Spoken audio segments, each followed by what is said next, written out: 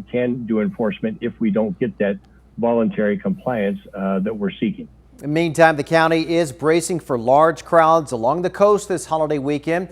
As our ABC 10 News reporter Mimi Alcala explains, law enforcement agencies are counting on everyone to follow the public health order.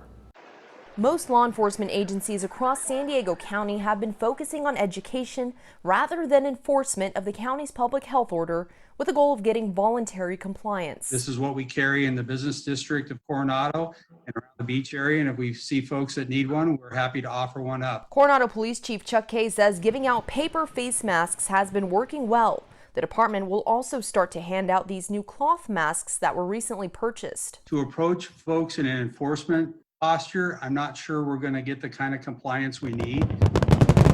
This 4th of July weekend, San Diego County is expected to be packed with visitors flooding local beaches.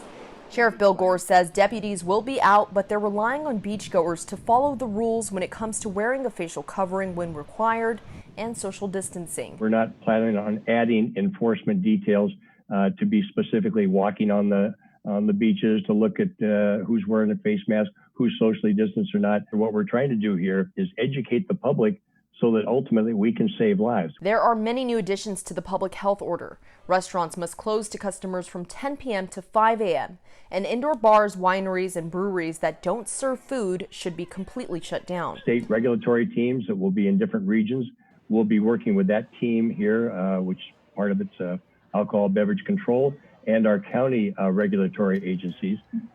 We can do enforcement if we don't get that voluntary compliance that we're seeking. If a business is warned it's in violation and voluntary compliance isn't achieved, the Sheriff's Department says it will report that business to the county health officer for further investigation and possible action.